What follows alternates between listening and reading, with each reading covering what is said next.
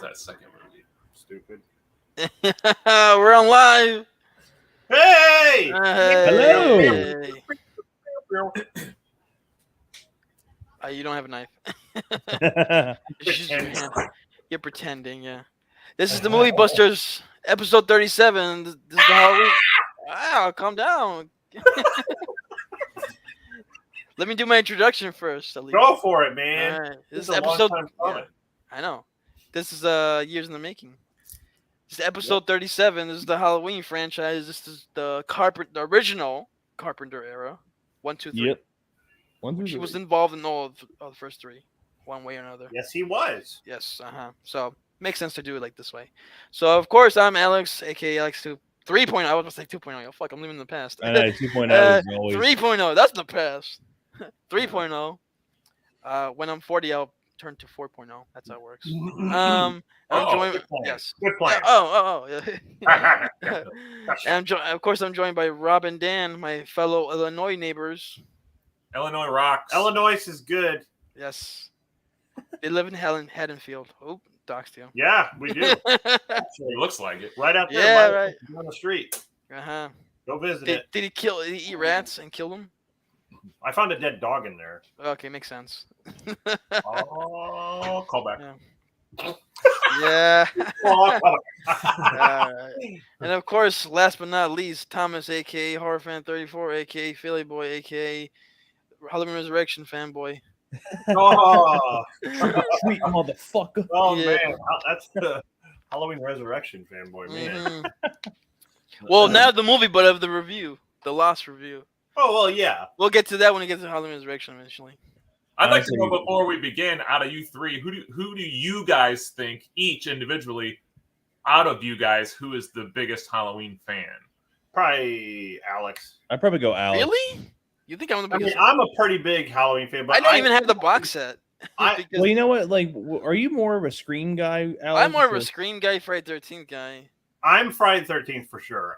Halloween would probably be my second. Look, the but reason why I don't have I'm more Friday the 13th than Elm Street. the reason I don't have the box set because it has. okay. Well, I'm gonna say me because I dress up as Michael almost every year. Yeah. So okay. I think Rob edges me out just a bit on Halloween. we fought Yeah, he won obviously. Look at when he came here. We fought. Yeah. He came home. The night he came home. I still. Home, and then Yeah, I came home to shit. I was Donald Pleasance. Evil. I look like Evil He shot me. came home. He shot No, me I 6 missed times. I missed. That he shot me 6 times. Yeah. Evil You know came what home today and is? home to shit. Yeah. I meant this boy 15 years ago. I'll never forget during the. I'll never forget it was during the Resurrection review. I remember Rob. Well, saying we'll get to we'll get to that when we get to no. It's Resurrection. like it's a little jab. It's like a little. We jab. have so much to talk about Resurrection when we get to that.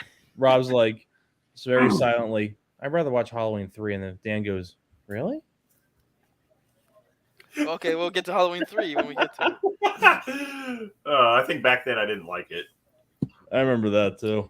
Yeah, people's opinions change. We'll get Like to I that. said, people are stupid back then. Yeah, sometimes you just don't know any better when you're younger. Yeah, you don't know nothing. Yep. Go play with toys. All right, let's get to it. Halloween 1978. Directed by John Carpenter, written by John Carpenter and Deborah Hill. Rest in I'm peace. wearing my shirt. I like. Me too. I'm a Halloween fan, but not as big as Rob, so he gets to go first on this one. Wait, what? Plus, I you've think been the least Halloween fan should go. plus. Oh, okay, so Dan. No, I don't want to go first. All right, if I I'm think gonna the fan of the happening should go. Actually, you know what? I think I'll go first on I this think one. the person who's been living in Illinois longer should go first. Well, That's true. His So house that's Dan. is down the street. So that's Dan. I'm old. Thanks Yeah. a lot. I'm old. You've been living in Haddonfield your whole life. So yeah, this is a great movie in my opinion. Now you guys were actually talking. I think the Halloween series is my favorite of the horror series. Like Thomas said, Friday the 13th. Really? So you're the biggest fan of this? Nah, I wouldn't say that, but I think overall I enjoy these movies more than the other ones. I think this is the horror franchise that you and I have watched the most. Wait, to quote yourself, really? Because you and I watched Did we go to the theater to see Resurrection? Yeah, oh yeah, And Rob Zombies. yeah. Ugh. So I mean, we don't. You know what? We gave it a chance. We were just fans. Okay, we're fans.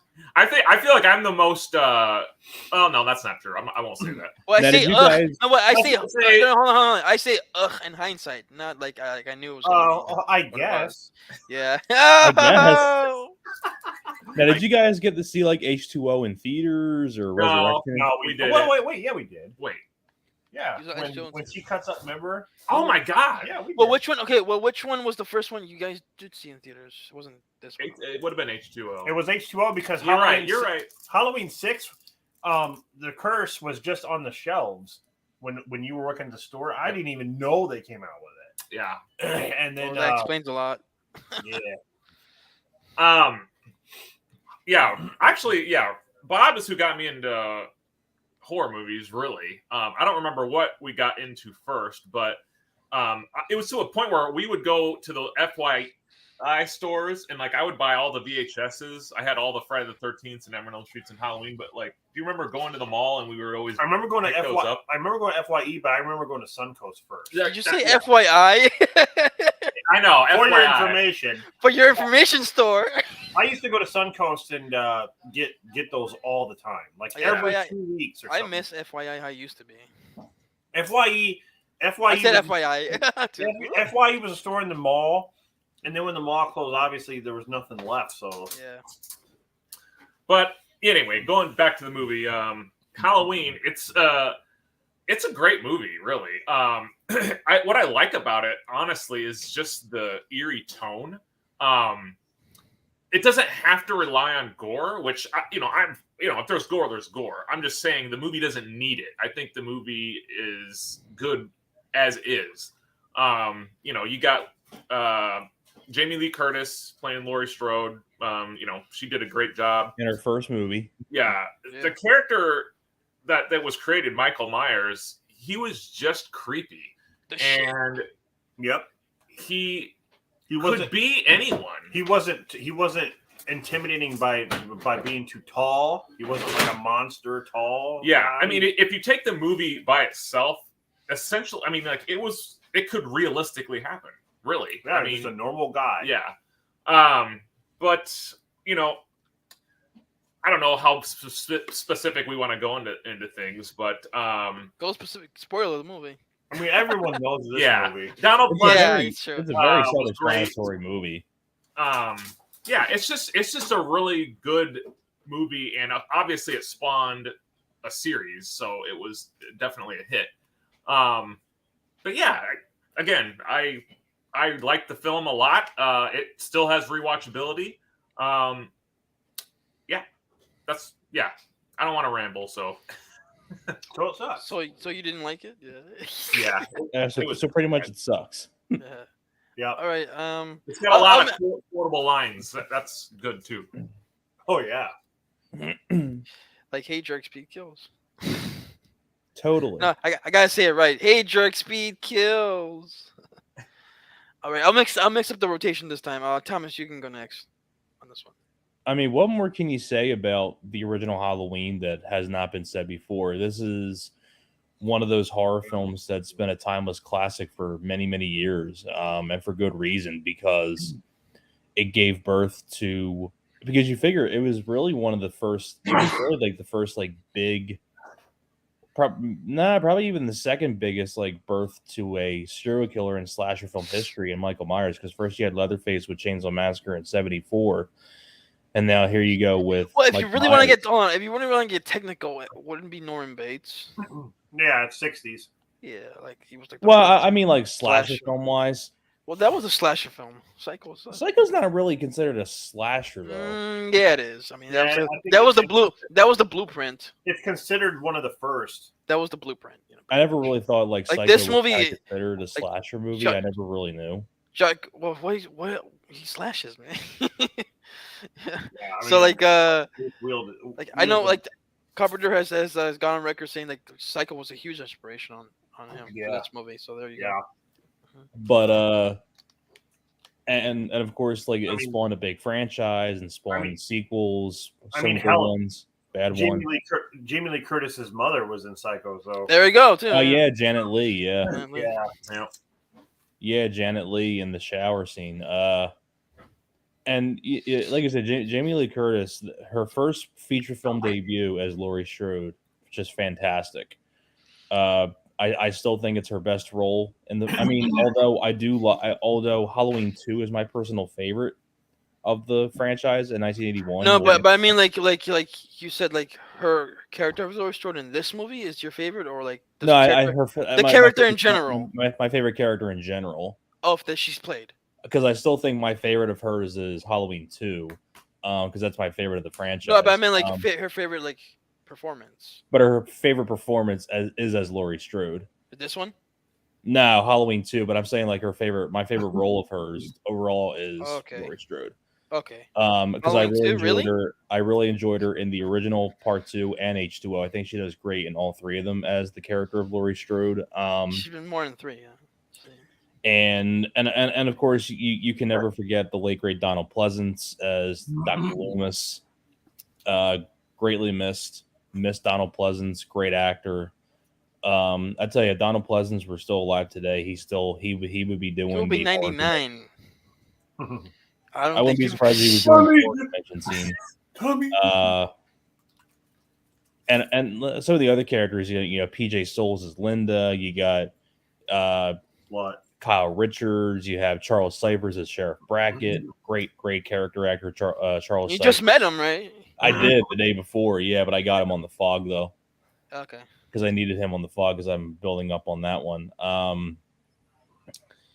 And I mean, what more can you say about?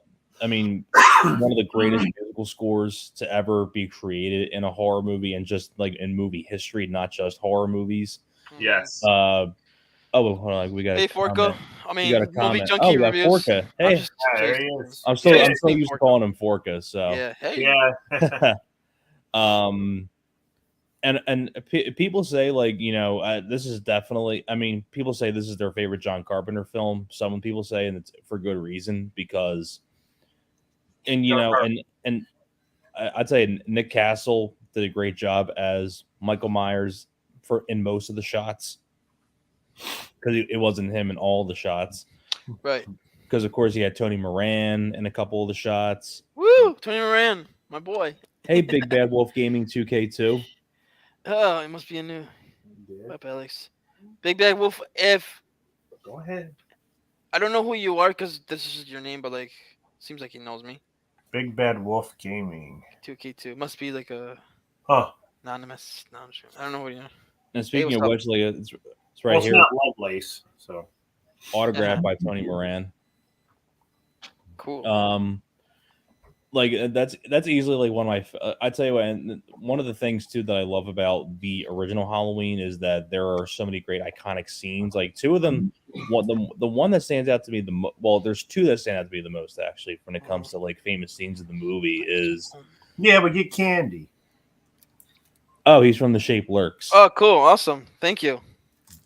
Oh yeah, from the Facebook group. That's right. Yes, thank you. Because I posted there. So share. Oh, by the way, if you're watching, like the stream, subscribe, share, all that good jazz. Yeah. Or like Kim on the camera says, like, favorite, and that's it. But you gotta do like graphics, like, subscribe, share. And then you gotta do like a little thing where you had the notification go ding ding. Yeah. Go ahead. So the first scene that stands out to me the most is, of course, with the laundry hanging on the strings, like with the bed sheets, and then Michael Myers behind there. Oh yeah, man, that's say Flash. Yeah, because he's there and then he's not.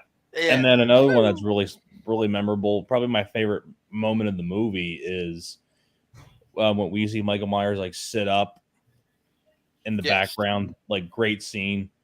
And of course, for people who don't know, who are not too familiar with the Halloween franchise, Nick Castle did share some scenes with Tony Moran as Michael Myers, like especially with Tony Moran getting the coat hanger in the eye.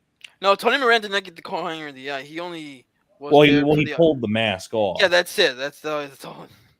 I thought it was him. He was only in the film for like seconds. The one that got poked in the eye was Tommy Lee Wallace. I thought Tommy Lee Wallace was the one that fell out the window. No. No, Tony Moran was the only thing he did was he took the mask off and then he put the mask on. That's it. Yeah. That's why he can't. That's why when you see him in interviews, he can't understand why people like him so much because he was only in like seconds of the movie. Right. But he is famous for that, though. He's famous for Unmasked Michael. So he's a good dude as well. So I know, yeah. Despite some mistakes he made in the past, and he was nice to us. So. He was nice to me too. Yeah. Despite all the mistakes he made in the past, people change. The people change. Nobody's perfect, so maybe he Stop got judging. humbled over time. Stop people judging. dicks, and they can fix that. I mean, I don't really know what more I can say about the original that hasn't been said before. I mean, what more can be said? I mean, it's one of the best horror films of all time, one of the best 70s horror films, one of the best 70s films, period. And it really gave birth to one of the most famous iconic horror characters of all time in Michael Myers. And a fun little fact here for people who may not know about the little history of how the Michael Myers mask came to be.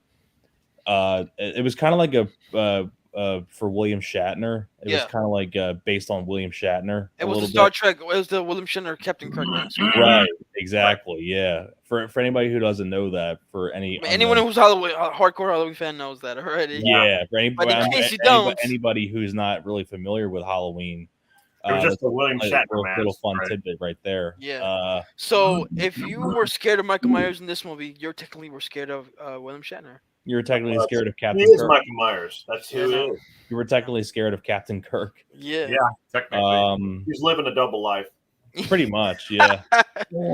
and I think Nick. I still think this is Nick Castle's best. Well, like his best role because he didn't really do too many roles. He did more directing later. Well, more directing because Dennis the Menace and Major Payne and things of that nature. But Nick Castle, that's funny to me, man. I think Dennis the Menace, Michael Myers directed that movie. And Major Payne. Yeah. And he did a lot of other stuff too. I'm not remembering at the moment. I think he worked with Carpenter a couple more times after this. I'm sure he did. I think he did. Yeah. But this is his role as Michael Myers behind the mask is great. It's as much as I love Michael Myers in this one, I still think this is my favorite when it comes to Hey, Chucky Doll's here. Formerly known as Chucky Doll. Yeah, we're just going off by old names. The first time I saw I was afraid looking through my window because that was me outside your window. What are you doing outside his window, Rob? I know. He said, I was Michael because I dress up as him all the time. Rob's a creep. I won't hurt you. But that's pretty much all I got to say about the original Halloween. I mean, what more can you say? It's one of the timeless classic horror films of all time. Cool. Yeah. Well said. All right. Yeah. Rob. Just to add, like everything you guys said, this is a classic. It has the best music. The thing is, it's so cool that you have a director who also did the music. That's so cool. You don't ever really hear about that. Yeah, that's true. In movies of a director doing music, it's like John Carpenter. No matter what film he does, it's like the music always seems to be good. On a lot of those directorial titles. But I love the fact that this movie is about just a simple guy, like a normal looking guy who can be creepy. And that just proves, we'll get to that when we get to Rob Zombies, but that's the whole problem I have with it, with those films. But this film, it was creepy. The music really set the mood. There is one thing about this movie that it's still to this day, I'm just like, come on. It's okay. So Nancy Kyes, who played Annie, yes, Brackett, the sheriff's daughter. Yeah. I think she is so annoying in this movie. I mean, just the way she talks, oh, Ben Tramer, you're going to the dance with I don't agree with that. Wait. Yeah. I'll get to it. Okay. When she's in the laundry room Okay, but she spills what was it, butter all over her clothes. So she's washing her clothes. She gets locked in there. She tries to get out. She's stuck in the window. I'm thinking to myself, like, the whole rest of the movie, she has no clothes on. You're telling me she can't go upstairs and get clothes? Like, she's walking around. No, but like that wasn't her house though. That was Lindsay's house. Kind of funny about Nancy Loomis is that she was actually at the con as well with Charles. I see what you mean, Rob, but like she was. No, but she can. What I'm saying is she can't get no more. She can't go get some clothes. Like it was. Hey, look, back in the day when you made horror films, they made any excuse to have a woman take their clothes off. I know, yeah. That's pretty much. She was I mean, I'm just saying. I'm not talking about the actress. I'm talking about the character. The character that's I think she was a little annoying. Just the way she talked. She had a really bad cadence to the way she talked. She was one of those friends that you're just like, man, like stop bullying me. Like, like the way she treated Lori, it was just uncalled for. She left Lindsay over there for Lori to watch. It's like she just dumped her over there. Yeah, she wanted to get with Paul. Then the whole thing with Ben Tramer, it's like Lori didn't ask for that. It's like you just dumped it on her and say, okay, now you have to do it. And then when she's like, please tell Ben, please talk to Ben, I don't want to do this. And she's like, well, maybe I'll consider talking to Ben if you watch Lindsay. It's like, really, bitch? Yeah, there's this. I'm sorry. That I mean, she's just annoying, but I'm just saying, nothing against the actress. I'm just saying the character. Yeah, she was a little annoying. Anyway, so, but yeah, this movie, great slasher film. It's still, I would say, I kind of agree with Thomas here. I think Halloween 2 a little bit more, but this is still one of my favorites of the series. Obviously. And the original Halloween kind of proved, like Chainsaw Massacre, the original, is that you don't have to rely on gore to be a good slasher movie. You don't, but when we get to Halloween 2, I'll explain a little bit more on why my decision is when we get to that. But anyway. Rob loves score. That's what it is. Maybe that changed my mind. I don't know. Yeah, that's what it is. I had no idea that Nancy was a sculptor in recent years, Forka. Yeah, she doesn't do acting anymore. That's interesting. That's since the 80s, I think. Okay, cool. I keep forgetting too that she was in the original Fog as well. Yeah, she was in the Fog, and she's also in Assault and Preach. The new Hellraiser movie. I don't know. I'll give it a chance. I mean, I'll watch it. Maybe I'll watch it. And Terrifier, honestly, is a little overrated. I don't care. I haven't seen the new Jeepers Creepers. No, I heard it was really bad. Yeah, the new Hellraiser, I always give movies a chance. I'll give it a chance. Yeah. But if I don't like it, I'm going to tell you. So, good. Hellraiser show coming never. Oh, why not? Anyway. All right, Halloween night. What? We got to do Leprechaun first. Okay. Yeah. No. Anyway, all right, Halloween 1978. First time I saw this movie, it was on VHS. Remember that, kids? VHS? Of course. And what really creeped me out about this movie, how you guys said, like, oh, it's just a normal guy, like, who's a stalker, and, could be anybody. That's what it felt, too, especially since I just had moved to Illinois.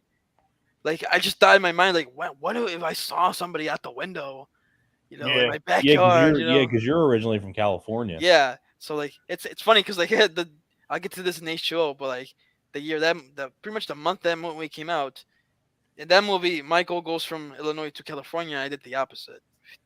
That's kind of funny. Anyway, Halloween 1978. I said this in our favorite horror movies stream a couple years ago. This is my favorite horror film of all time. Just this film alone. Yeah, you guys pretty much said everything. Wait, that was a couple of years ago. Has your mind changed? No, it hasn't changed. Yeah, you haven't found a new horror film that surpasses this? I mean, the closest one I will say is the first Scream movie. The closest, yeah. The what? The first Scream. Oh, the first Scream. Yeah, the first Scream. Yeah, he likes Scream 3 a lot. Yeah. Actually, I do. Like, not why, but I do. I like that movie. Scream Show coming next year. Oh wow. Anyway, Very soon. Yep. yeah, not very soon, but next year. Well, eventually. Eventually, yeah. Anyway, enough Easter egging. Okay, Halloween 1978. Yeah, I still love this movie. I still think it holds up. You guys mentioned that creepy, eerie atmosphere to it, with the music, which is funny because like the original cut of this movie had no score, at least not this score. And I remember Carpenter talking about how he screened his first cut with no score, and whoever watched it with him said like that's not scary, it's dumb. This movie's dumb. It needs something. You need to add music to it. And I did see that documentary where they showed that one clip of Michael stalking Tommy at the school, with no music, and it's really awkward. All you hear is the leaves and the birds and him walking. It's like it doesn't work. It's so much better with And then when you add the music, it makes the movie like it's so much better. It's like in Psycho when he opens the shower curtain. Yeah. Without the ring, it's like you gotta have something. It doesn't work. Yeah, it's like the last little piece of the puzzle.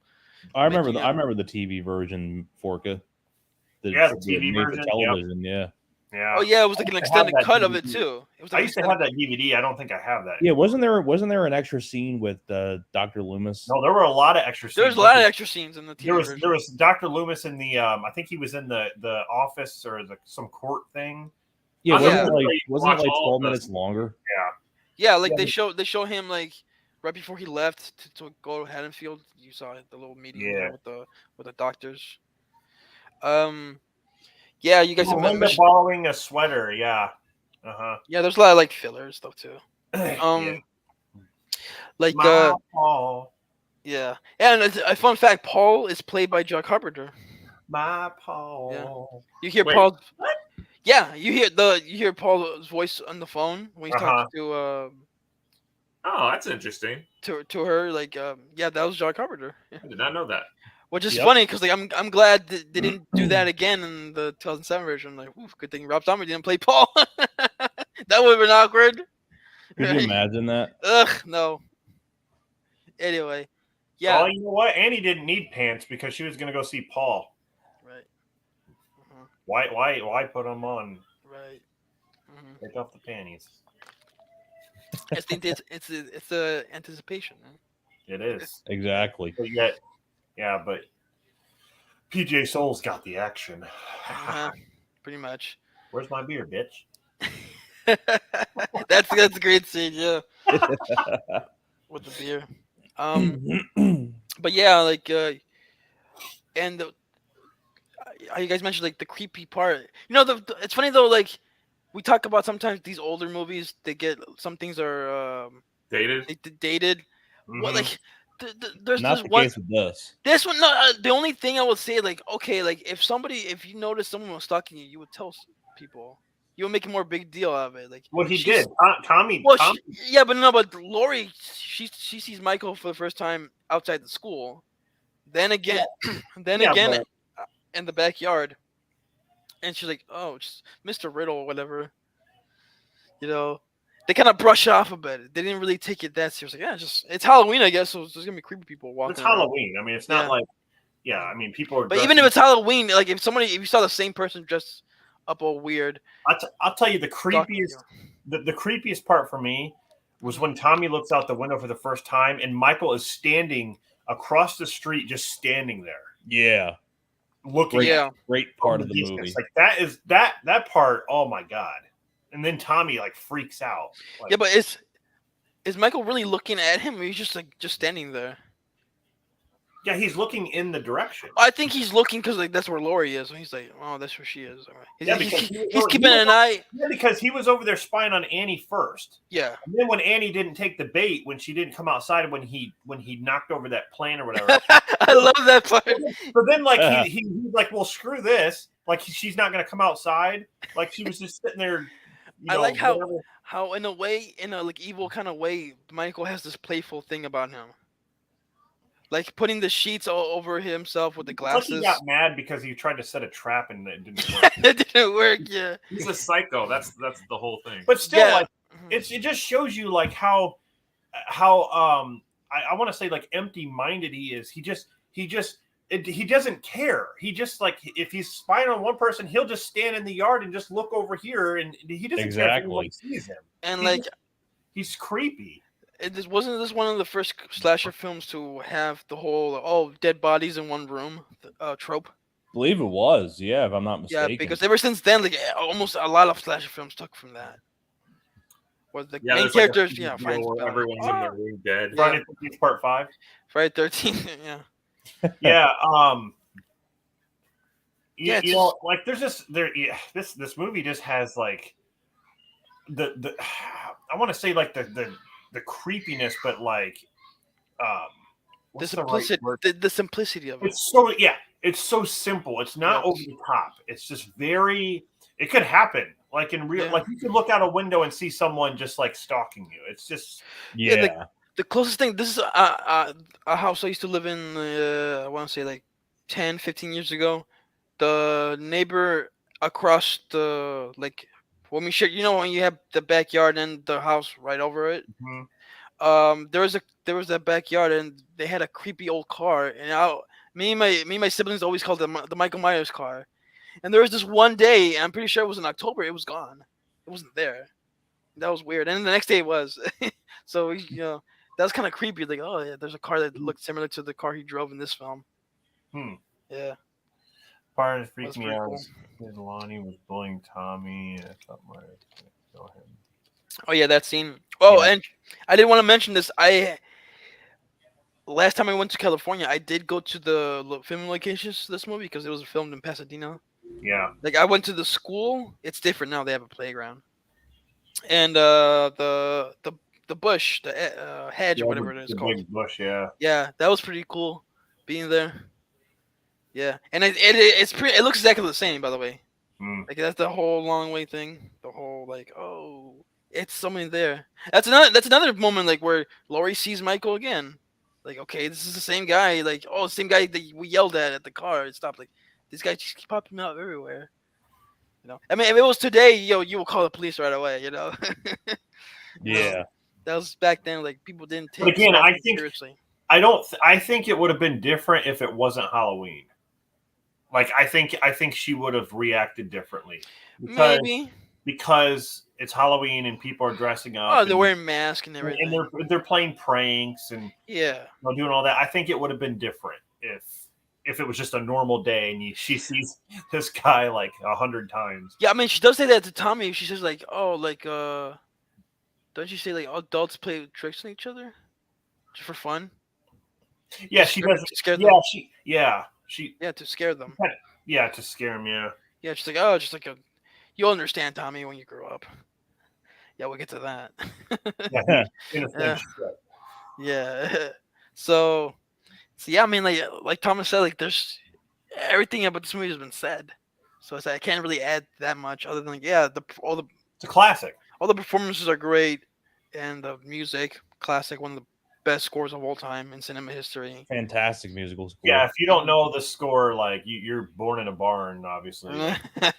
This is like one of the next to Jaws and Rocky. Yeah. And we got 3 iconic characters in this movie. It was Michael Myers, Laurie Strode, and Dr. Loomis. Yeah. So all 3 are legendary in their own mind. Yeah. And then they get ruined in the other movie, like we're gonna talk about eventually. Scouts too. So, you guys have anything else more to add to Halloween 1970? Not really. No. No. I can't believe I didn't talk about the score. I mean, that's an amazing score. It's very memorable. I mean, yeah. That's it. I mean, you can nitpick about this movie a little bit, like he breaks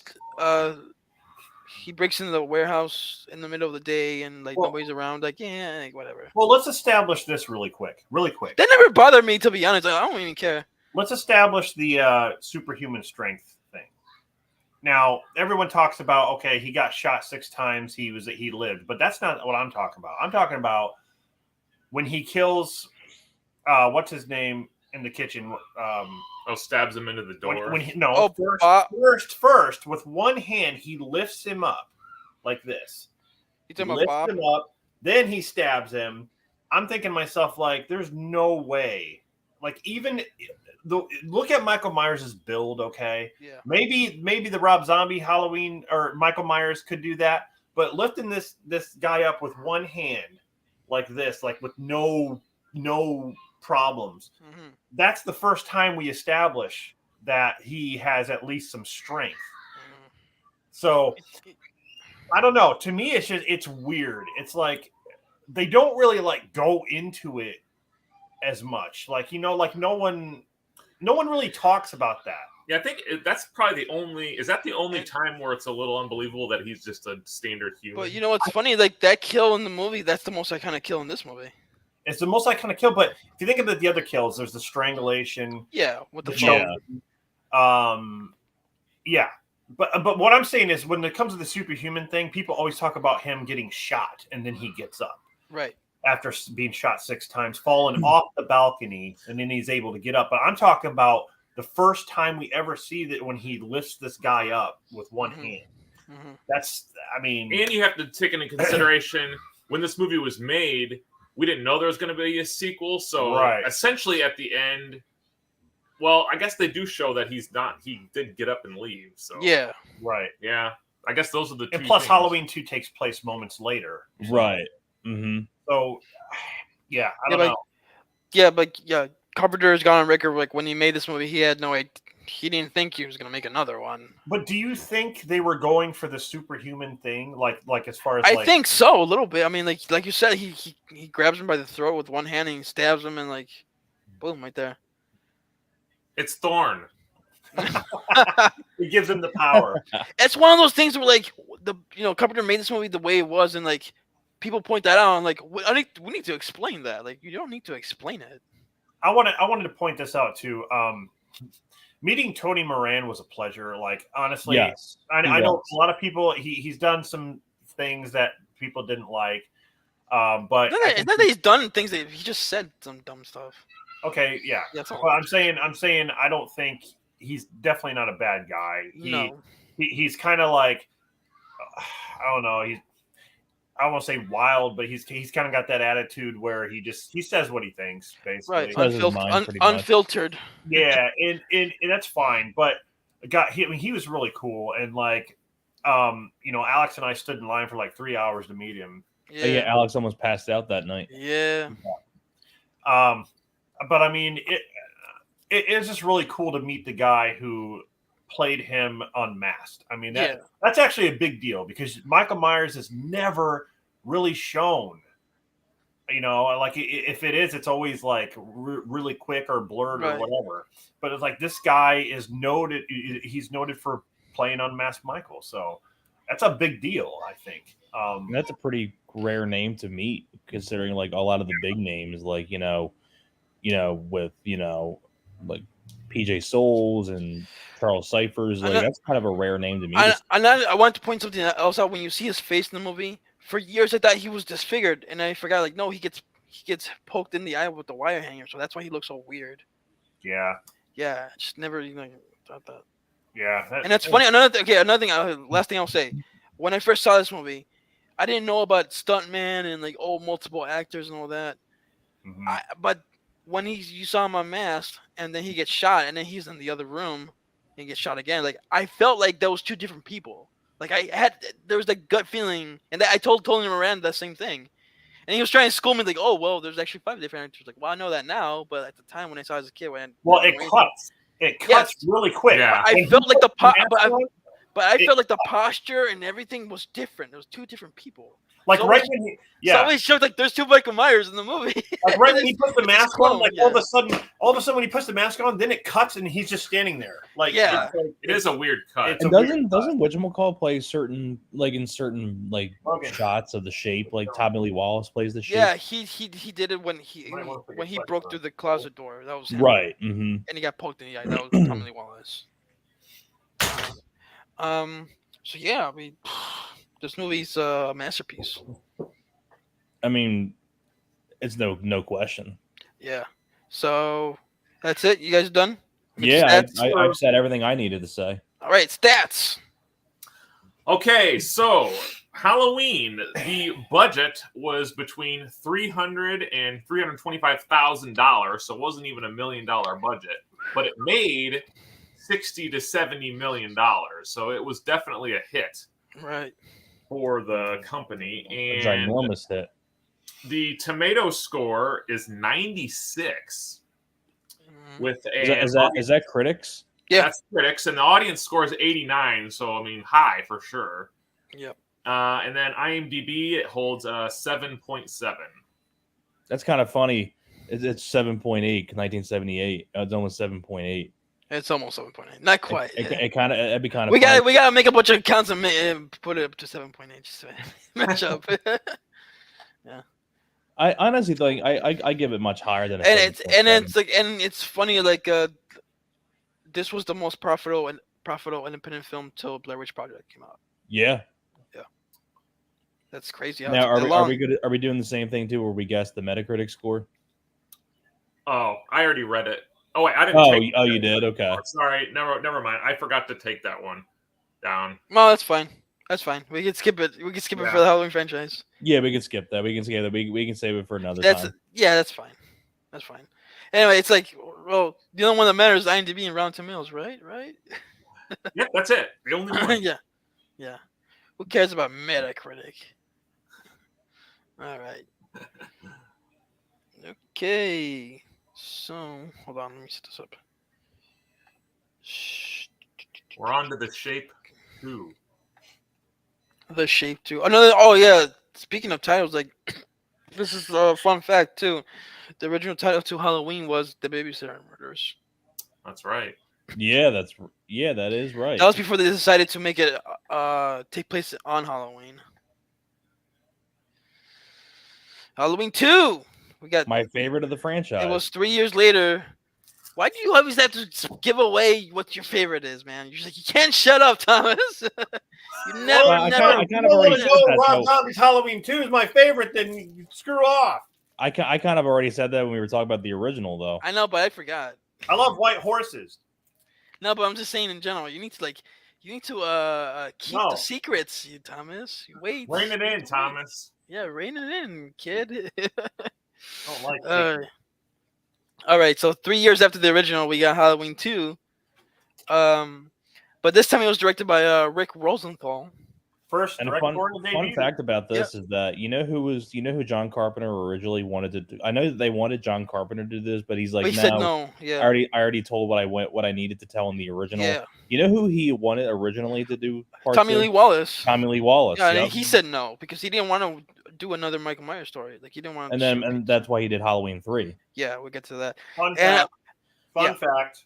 Rick Rosenthal did Halloween Resurrection. I know. I was gonna say like, yeah, the director. He did, yeah. What the hell happened? Before we get to that, oh no. I want to say like, oh yeah, and Carpenter did come back to write it though, so we'll also get to that. And he still did the music, right? Yeah, him and Alan. I think this one, Alan. It was done on a different instrument though. Synthesizer. Alan. What's his last? Alan Haworth? Alan Haworth. Yeah, he's the one. That's when he started coming in. Yeah, they both did it. They both did a collab. Yeah, so that sounds a little different. Yeah. All right, Thomas, you can go first in this one. I mean, I've always loved Halloween 2. I understand. I know like. Some people trash this movie, and I don't know why. Like some people do. People do trash this movie? I don't hear that. Well, wait a minute. I think more people do now that there's this new timeline. I think. I don't see as much as you guys are saying. I mean, like, not as much. I mean, I think this is a worthy sequel to the original Halloween because with. It takes moments later after the events of the original movie at the very end. And right. The main thing that I love about Halloween 2, and I've always thought this to myself, the main thing I love is the hospital setting. Yeah. I love the setting in the hospital. I think it's such a cool idea. And you figure this is made in 1981. This is during the boom of the slasher genre. Like this is when slashers were like really getting big. because you had Friday the 13th, Friday the 13th Part 2, you had The Burning in the same year in 1981. Plus Jamie Lee Curtis was booming in the 80s too. Yeah, Yeah. because he had The Fog, and Prom Night. Prom Night. Yeah. So she was definitely getting really big as well. So, and it was cool. Donald Pleasance came back as Loomis. Charles Cyphers came back as Brackett, and you have some newcomers in here. You have Leo Rossi, Lance Guest, Hunter Von Leer. Dana Yeah, Carvey. that's Dana right. Carvey's in this movie. If you guys didn't know that. Oh yeah. Yeah, he's like. Wait, who say that again, Alex? Dana Carvey is in this movie. If you Oh didn't know my that. God, he is. That's Yes. right. He's like a small, tiny little role. A tiny role, yeah. Like I'm one of the news, holy shit, one of that's like Gar. the news reporters or cameramen. that was Yes. reporting on the story. Yeah, It's kind of funny. Like if Dana Carvey ever did a show, I would definitely bring this up to him right. just to see what he would say, because I keep forgetting. I'm like, holy shit, it's Dana Carvey. So he's worked with both Michael Myers. Yeah, but Mike Myers literally and Michael right, Myers. Right. And plus two, I always loved that poster. Yeah, the skull. Yeah, pumpkin. the skull and the pumpkin. I always loved that cover. This movie the Halloween 2 always has like a weird, like it seems like the poster is changed a lot of times too. Like there's this poster and then there's like other ones. It almost reminds me of like Rocky. That's 2. exactly what I was gonna say. Yeah. That one, Yeah. it doesn't have like a distinct Right. poster. There's many others. Yeah. Yeah, Yeah. Rest in peace, all the dogs that Michael killed. yeah.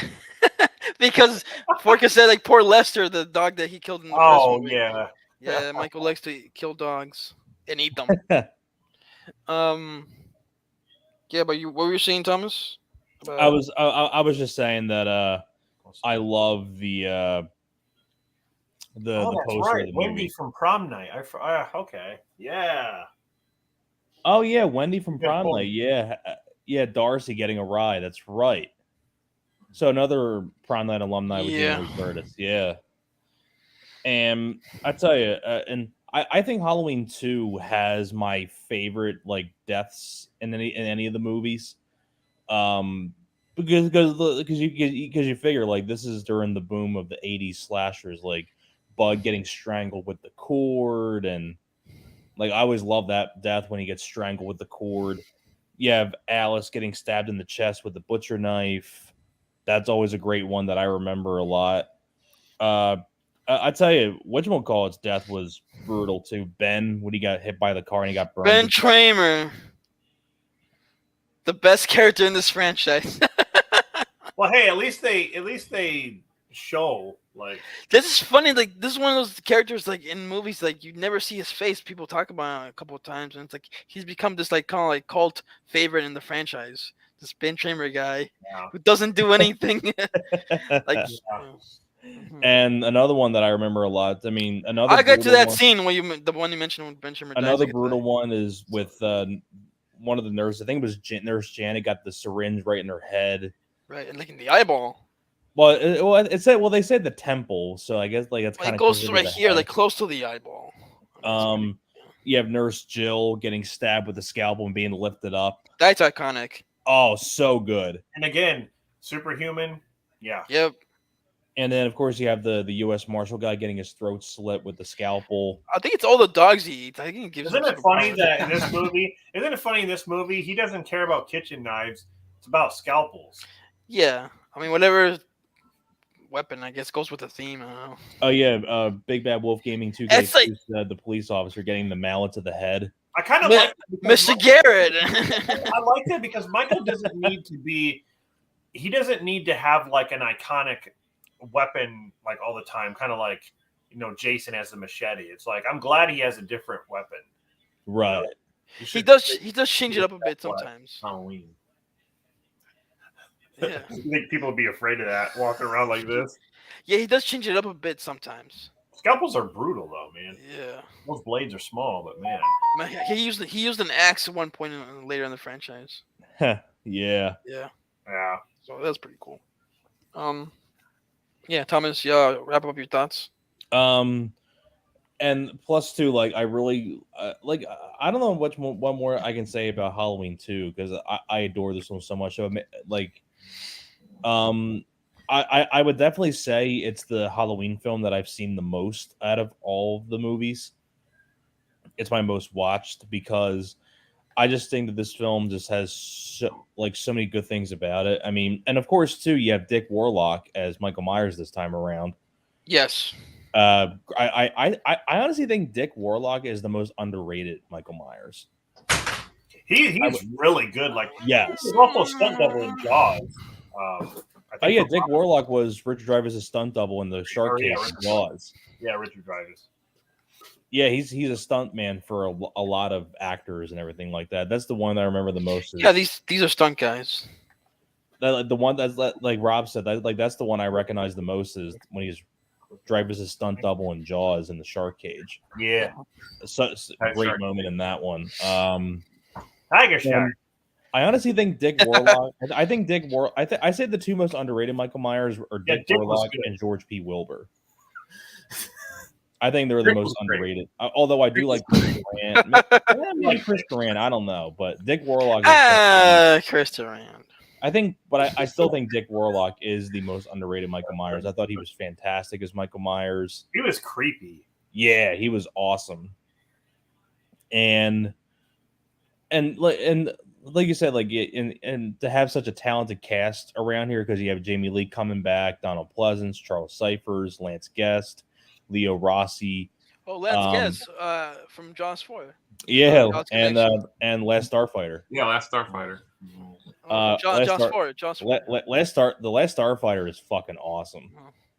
Love that movie. So it's Jaws 4, but that's well, not with Michael Caine in the airplane and. But you mentioned Dick Warlock was a stuntman in Jaws. Like, there's another Jaws connection like that. Yeah, there you go. But yeah, Halloween 2 is awesome. It's my favorite of the franchise. Okay, Thomas, did you see the original or this one first? I saw the original first. Okay. I saw this one first, actually. Alex, you always watch. I know. Oh God. Yeah, come on. You gotta. What's kind of funny is like the first one I saw was the original. The first one I saw was the original. Then I saw part 2, and then the third one. I'm saying like this wasn't the first one I saw. This was the first 2. This one I saw over the original first. So the first 2 that you saw were the original and this one.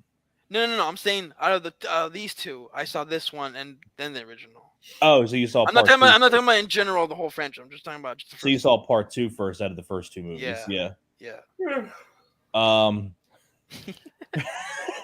just yawned. He's like, I'm sick of Alex watching the sequel first. And by the way, too, guys, like if anybody out there, anybody who hasn't picked up the Scream Factory Blu-ray of Halloween 2, get it. Is loaded. Oh yeah, definitely, man. Loaded with a lot of good features. 2 commentary tracks. It has a great making of where you have people like. Yeah, I tell you what, the best commentary to listen to on here is with Dick Warlock. He has a wealth of knowledge. Chucky Doll. That it would have been interesting to have. I feel like Jamie's character should have been more than just what they did to her in Halloween 6. But right, we'll get to that. We'll get to a lot of things. All right. And not only that too, but like before I wrap up my thoughts, is that you also have a really great making of documentary on here, where they interview Rick Rosenthal, Dick Warlock, Lance Guest, Leo Rossi, Nancy Stevens, Dean Cundy. Like they interview a lot of people on the movie. It's a really good making of documentary. I think it's about like 40 or 50 some minutes of making of. It's a great documentary to watch. Especially like when they interview Dick Warlock. I mean, the man is just a wealth of information. But yeah, I don't have much more to say about Halloween 2. Like I pretty much described everything I needed to.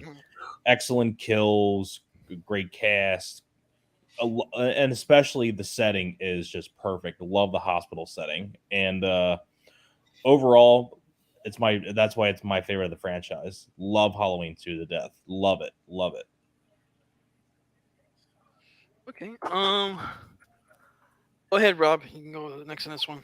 Okay, just to add a few things. Yes, I agree. The hospital setting is probably my favorite. I love how Michael just he makes his way into the hospital, starts killing people one by one. Who can forget the therapy tub scene, the hot tub scene? Yep. Oh yeah, For many reasons, but that nurse Absolutely. played by Pamela Shoot played the nurse, and what's interesting about that whole scene is, when he was dunking her in that water was actually freezing cold, Mm-hmm. and they made it look like it was hot, and she even got an ear infection, really bad ear infection from it, and they just played it off because he had to dunk her like so many times. But yeah, that's Dan. You've had bad experience with ear infections? No, I always think of when they're filming movies or TV shows, and you always hear about like, oh, the actor or actress like got injured somehow because safety protocols were different back then or whatever. And I'm just always thinking like, man, I'm like, some people don't realize what actors and actresses have to go through sometimes when they're filming. Well, like when they get into the tub first, you can see her go like this, like it's because it was cold. It's not because it was hot. It's funny you mentioned safety protocols back then. Like, well, sometimes people get killed, and just ask Alec Baldwin. And talking about like when you talk about kills and stuff, and like the effects and stuff, it still gets me today. That boy with the razor blade in his mouth. Yeah, such a good job with that. Oh, that scene is crazy. She like the mom is like, "Oh, are you okay?" And he's like, like, like, oh my god, that's based on real. That's based on real stuff. Yes, like the fear of the fear of like, the razor blade in the apple during Halloween. When I was a kid, I remember on the news, and my mom would always say like, "Oh, you gotta check your candy." Oh yeah, like my dad would check it. Like, oh man, yeah, it was crazy. Because there are some. He would check it by eating himself. Like, okay, it's good. It's good. Yeah, there are some fucked up people out there. I know you can't just trust strangers like that. Yeah, like some people like even inject syringes in the candy. Yeah, I just don't know. Yeah. So yeah, just a few things I want to talk about really quick is the brother and sister dynamic is presented here in this movie, right? Yes. Which I think brings a new. I don't know. I don't know if I'm in the minority or not. I love the brother sister dynamic. I think I do as well. I think it brings something to the table as far as the motivations for Michael to do what he does. I do like him being random, but at the same time, he can be random even if he's related to Laurie. He can be random, and there's nothing wrong with that. Mm-hmm. I like this better than the new timeline. I like it better that he's related. But so that's established here. So that's great. But I want to talk about, again, going on the superhuman thing again. Okay, like the ending of the movie, everyone should be dead. I mean, not right. Like Laurie shoots him she shoots him in both eyes, and he's doing this, and then Loomis shoots him. I think he shoots him a couple times in the chest. Yeah, when he breaks through the door. He breaks through the door, he shoots him, and then the place ignites and pretty much explodes while Loomis was in there. So you're thinking to yourself, like, also, okay. Laurie shot him in the eyes. Right. Yeah. So he's not only blind and he's been shot again, but he's also burning to death. And I understand this was supposed to be it. This was it. Yeah. Like they were done with Michael and even Loomis. Mm-hmm. Right. Which we'll get to when we get to like Halloween 4. But right.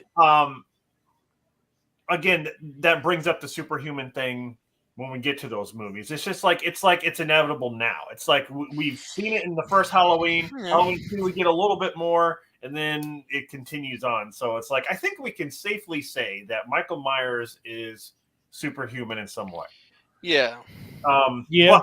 I will say I do like the ending. I do like the ending to this movie. I think it's cool. The way Michael Myers went out. Yeah, it's awesome. He even stabbed Loomis. He stabs him in the gut. Yeah. Loomis may be superhuman too. I don't know. Maybe. Well, he came back. He came back for part 4, so maybe he is. Yeah, with the little burn mark on his cheek. Man, That's he's all. suffered. I tell you. Anyway, I hope one day if I'm in an explosion, if an explosion happens, I hope that's all I come out with. I'm an explosion. If I'm in an explosion and a little burn mark here, I hope that's what happens. You also have it. Anyway, Yeah. all in all, guys, yeah, like I love Halloween 2. It is I do like it a little bit more than the first. I do as well. But these movies can coincide. Like it's like Rocky 1 and 2. You can watch Halloween 1 and 2 all like straight through. Moments after the first one, this happened. So it's like one big movie. Exactly. Big movie, so it's a good double feature. It's not only it's also my favorite sequel. Out of all I'm talking about the new timeline too. I agree. I definitely agree. Yeah. That's it. All right, Dan. Well, firstly, this movie should be called November 1st. Yeah. I thought someone was going to say that. I'm like, wait a minute. Because did they say when it passes midnight in the movie at all? Oh, come on. You got to look at how long the movie took. At some point, it's not Halloween. Well, wait a minute. I think that would have been fine. He just wants his sister. Halloween ends. No, but Halloween, not the movie Halloween ends, but the Halloween, the season ends when it's November 1st in the morning. Michael's a robot. When Halloween's over, he should just go Well, home. you could say the same thing. You know, you could say the same thing about the original Hocus Pocus, right? I mean, at some point, it's not That's Halloween stupid anymore. movie. Talking about it. But I'm just saying by comparison on the November 1st, you know. Well, that's when the sun rises and it's over, okay? That's when stuff happens. Stuff ends. I'll touch on some of the things I really liked in this movie. For one, I thought Donald Pleasance and the sheriff continued to do a really good acting job. And the entire setup of the police and the town being in a state of panic because of these murders was done really well. And the fact that Ben gets killed for no reason, that just shows you the panic. Like, I think that was really the cop's fault. Right. But driving. Like in real life though, you can see like that could happen. Like in a town. So okay, here's a question.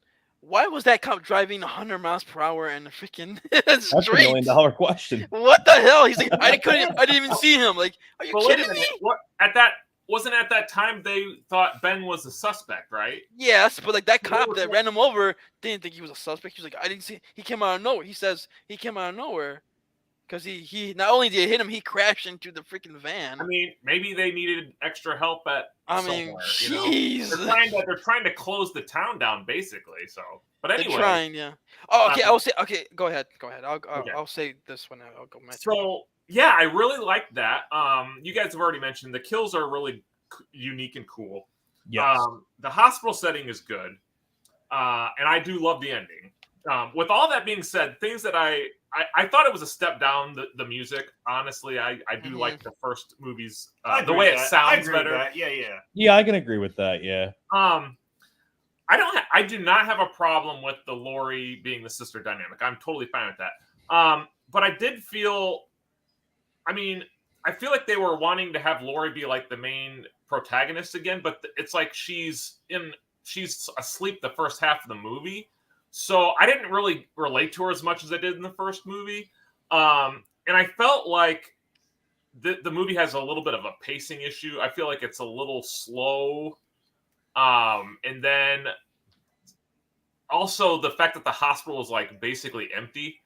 I felt it did it set a good mood, and again, I do like the hospital setting, but like I feel like, okay, where were all the staff and the patients? I mean, it seemed like a big hospital. It was like late at night, I think, though. See, the thing is like having a horror movie take place in the hospital. It's not gonna work if there's a lot realistically. If right. Yeah. You have to get rid of that. Late at night, where there's probably not like a bunch of stuff. Right. Yeah, I've heard stories where like there's been hospitals in the middle of nowhere where it is empty. Yeah, but I don't know. Oh yeah. It's not it's not really common, but well. And again, that's more of like a nitpick. Yeah. It doesn't take away from the fact that it's still a good sequel. I want to say something really quick. I think Jamie Lee Curtis kind of was hypocritical Yeah. about this movie because now she's saying when she did Halloween Kills, she talked about Halloween 2, how she didn't really do anything. Like she didn't. Her choice of words were like, in Halloween Kills, she don't do anything. Yeah. And she does less in Halloween Kills than she does in this movie. That's not a lie. What you just said. So Yeah, it's not. I don't know.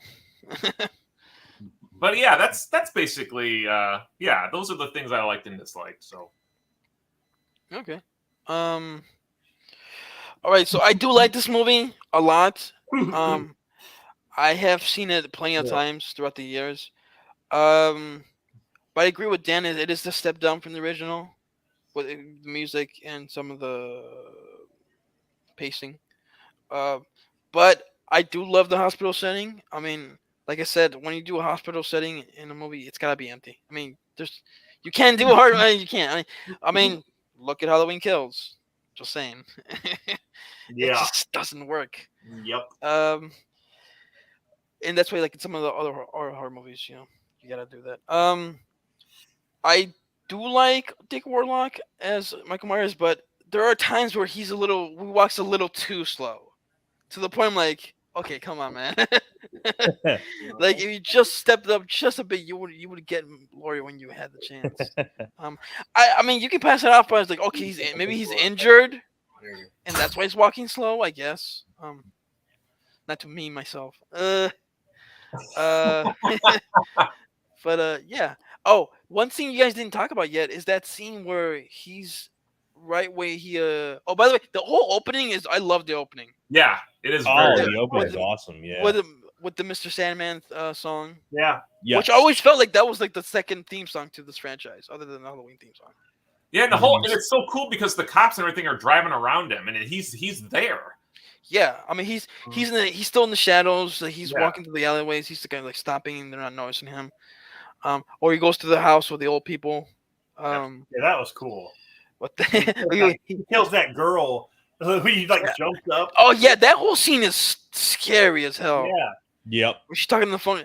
Imagine like if you're talking to somebody on the phone about something that happened in your town, and there's murders, and like all of a sudden your door opens. Like what the fuck? Like, oh my god, dude, that would be creepy as hell. And like there's a serial killer out there, not caught yet. Yeah, you don't see someone flying a drone around and. Yeah. Yeah. Well, they didn't know, right? They didn't have drones back then. I guess they didn't have drones, but they did. They would have used it. Yeah, that whole sequence. Even though it's like, oh well, it's still people say that it's random, but that's what I like about it. Like he's still going just after random people. He's still doing. That's what I mean. He's still doing that. The brother and sister thing is there, but he's still being random. So that proves you can do both. Yeah, you can. Yeah. What's it? Oh, this is the movie where you get introduced by the whole Sam Hain mythology. Yeah. Yeah, which is kind of interesting. I mean, it kind of shows like what direction they wanted to go with this franchise after this movie, and we'll get to that. The whole like druid stuff. Yeah. Things. Yeah. Even though if you look it up, it's not pronounced Sam Hain. I mean, that's how it's written. It's pronounced Sawa or whatever. Yeah. But I think. But it's cool that it gives maybe a little explanation on why Myers is super. He has like possible, why possible. That would have been something they could have dove into a little bit more. Like the evil in him, like it has to do with this like Halloween season, and like that's why he only kills on Halloween. Yeah. Like, I do have issue. Loomis was the only one to pick up on it. Right. Yeah. I mean, he's his doctor, so you would think like, okay, he's trying to study any possible explanation why this child that grew up to be, a killer. Yeah. Why?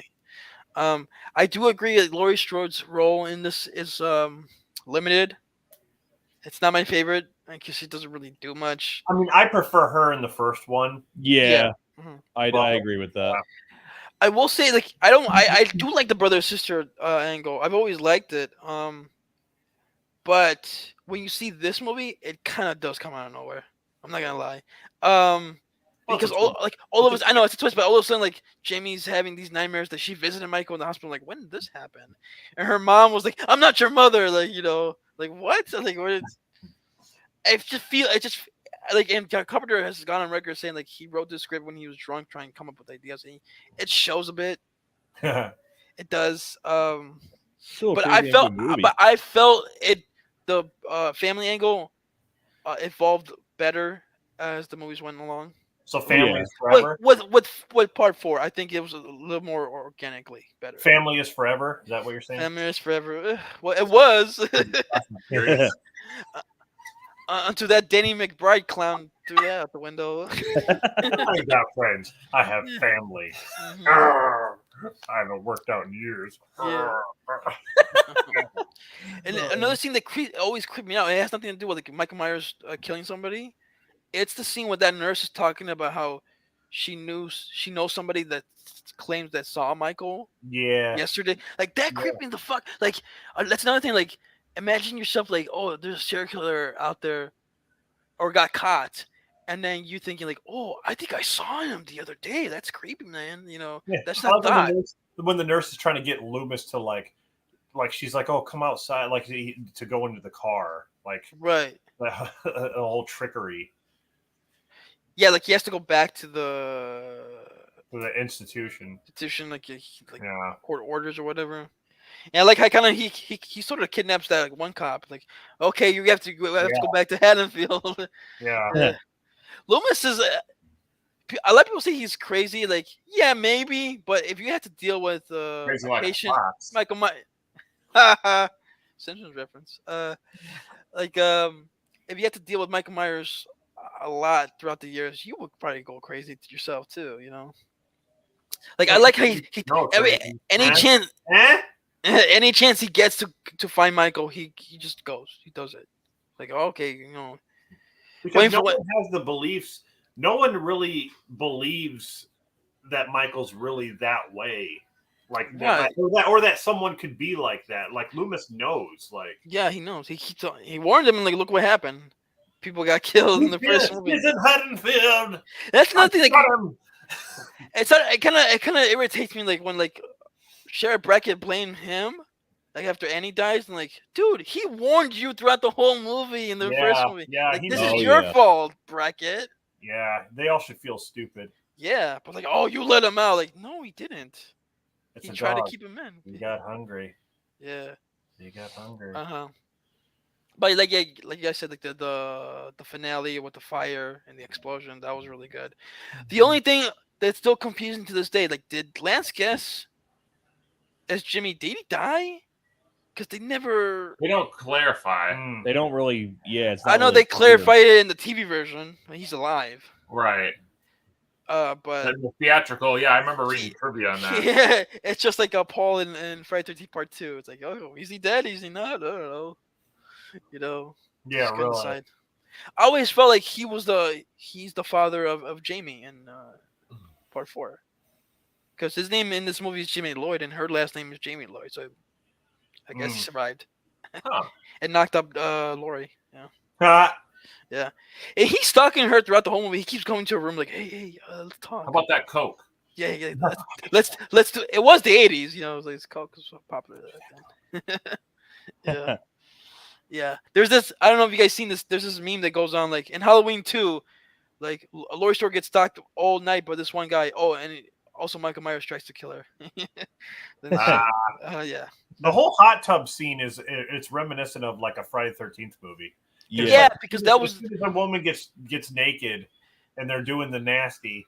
We're going to do the nasty, and then you have the killer in the background watching. Yeah, and like this movie was when this movie came out, it was trying to compete with Friday 13th because Friday 13th upped the ante on the gore, so that's what Carpenter was trying to do. Because Rick Rosenthal and John Carpenter actually clashed with this movie. Rick was wasn't John Carpenter the one that added the gore? Yeah, it was him because he said like we need to update this. They didn't get along. Like Rick had ideas and then John would like shoot him down. Yeah, because Rick Rosenthal wanted to make it more like the original, and Carpenter was like, "No, like stop copying me." But Gore. Yeah. Because Carpenter knew, like, okay, if we need to, if we want to keep audiences happy, we need to evolve. Movies were getting more gorier at the time with Friday 13th, like I said. Yeah. Yeah. So he knew that, like, okay, and it works. I mean, I like it's fine. It's not over the top. Yeah. So I know a lot of maybe critics didn't like that, but whatever. Well, that's how slasher films were at that time. I mean, yeah. So, yeah. Overall, I do enjoy this movie. I think when we're done talking about all the movies, I don't know where exactly I'm gonna rank this, but I guess it also depends how the new movie turns out. I guess I don't know. We'll see. On Peacock. Yeah, on the cock. Oh, Big Bad Wolf Gaming said, "Remember, he has the devil's eyes." Epic line by Loomis. Yeah. Great. Yeah. Yeah. I mean, that's all I gotta say about Halloween 2, or Halloween Roman numeral 2. Yeah. Don't get confused with Rob Zombie's Halloween 2.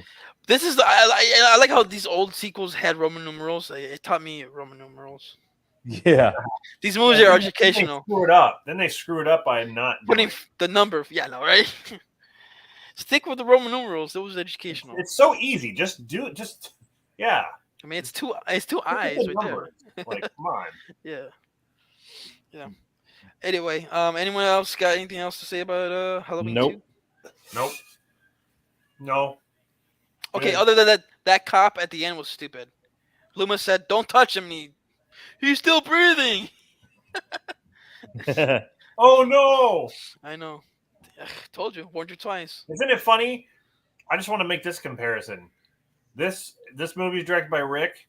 Yeah. Halloween Resurrection directed by Rick, and they both have endings where he gets burned. Isn't that funny? Oh yeah, because I guess he gets so. burned in the hospital, and then he gets burned in the in the garage. I guess. Garage. I think in Rick, the garage. Rick has a fetish of. I was gonna say that he's got a fire fetish. Which he ended up marrying Nancy Stevens, the nurse. They're married in real life. That's kind of funny. Lucky guy. It's funny because she returned on Halloween Kills, and that movie ignores this movie. It was kind of funny. Ignores a movie that her husband directed. Oh well. Anywho, you guys all done? Stats? Oh yeah. Stats. The budget was a little higher than the first movie. We had a $2.5 million budget. Okay. It earned less than Halloween, but it still made a profit at $25.5 million. Man, that's terrible. At the time, that was a lot. You know. What's that? At the time, that was a lot. Yeah, I would say so. I'm just kidding. The tomato score, though, 30. Oof. That's bullshit. But the audience score has 63. I'd go higher than 60. Still low. And IMDb 6.5. That's what the fuck. I mean, I'm surprised it's not lower than that. I agree with the 6.5. I'm sorry it's not lower, but it should be higher. No, yeah, it should be definitely higher than 6.5. Yeah, why? It was fucking awesome. Why not higher? Must be Rob Zombie fans. Probably. We'll find out when we see those ratings. So yeah, Halloween 2. It's funny because like 25. You say it made 25 million. Around that time, like Friday 13th was making more. So it's like, I guess like they're trying to compete. So yeah, that was Halloween 2. All right. Let there be light in there. Let there be light. Oh shit. 1 year later. Yes. In 1982. 1982. We got Halloween 3, Season of the Witch. Which, by the way, I've always loved that poster. The very much divided, controversial film. To this day, people trash this movie. I don't get it. I was guilty of it. Back then. I did not like it back then. Only because I had that mindset of, well, this shouldn't be a Halloween film because Michael's not in it. That was my mindset. I feel like if it was called Season of the Witch, maybe it would get a warmer reception. Even though Michael does appear in this on TV, He does. He does. He's technically in it. Yeah, he's technically in it. But you have a glare on you, Dan. By the way. yeah, it's the door. Yeah. Yeah. So this one was directed by Tommy Lee Wallace. Yes. So I guess that goes to show like he wanted to make a Halloween movie, but not Michael Myers movie. So Thomas went first on Halloween 2. Rob went first on Halloween 1. No, I did. No, he did. Oh, sorry, Dan. Sorry. You want to go first in this, Rob? Yeah, I'll go first. Whatever. Okay. Halloween 3. Why do you hate this movie? I don't. I like honestly, like I already said that. It didn't have the Michael Myers dynamic, so I was kind of like just, a simple-minded kid who was just like, whatever. I don't think this belongs in the series. I can see where what they wanted to do here. They wanted to do something different. Michael was gone, dead. That story was done. I wanted to do something else, and I appreciated that. Mm-hmm. I don't think I appreciated the story as much as I did like I think in the last 5-6 years, I think I've grown a deep appreciation for this film, for trying something new and going with this really interesting story about this guy who makes these Halloween masks for kids and plays this radio program for them to watch, and it basically kills them. Yeah. It's a ballsy idea. I think that's cool because it's mostly kids. I mean, if you think about it, kids are wearing it. Like, they're going to kill kids. I'm like, geez, like that's that's dark. If you think about it, it is dark. Yeah. But what I find interesting is the story behind all this. Like, there's a really big mystery on this factory and who's running it and the technology they're using, and these guys who are walking around in suits. Yeah. Who remind me of like Mr. Smith from The Matrix. Not that deep, but like they're everywhere. These guys, like, they have like this superhuman strength and this weirdness to them. And again, one of them is played by Dick Warlock. Yes. Yeah. But like the mystery, like you to me, it's like I wanted to find out more. I wanted more as the movie progresses. Like, so you have what's his name? Tom Atkins. Tom Atkins. He's a doctor. Dr. Chalice. He witnesses this guy being killed, a patient being killed by this guy in a suit. He follows him, and they try to find out, where they're coming from. So they go to this factory, who's run by Colonel Cochran, and this guy basically runs this small town where this factory is. Yeah, and those suit guys are everywhere. Like, and there's like a curfew at night, and Tom is trying to find out like what's going on with this town and this factory, and then they get the tour of the factory and how they make the masks, and how there's like Stonehenge is involved, like with this technology this ancient technology that's used, they put into the masks to make the little silver shamrock little like thingy in the back. Yeah, there's like a little disc thing. Yeah. So it's like they it's so cool, like all this coming together, like it's so original and like creative, I think. Like, yes, I love the deeper meaning, like I said, with this ancient evil, like this ancient technology stuff that he's using. So like the music is great. Yes. Underrated score. It has that 80s vibe to it. Really awesome. I like the characters, like I said, the mystery behind all this stuff. And the death scenes are pretty cool.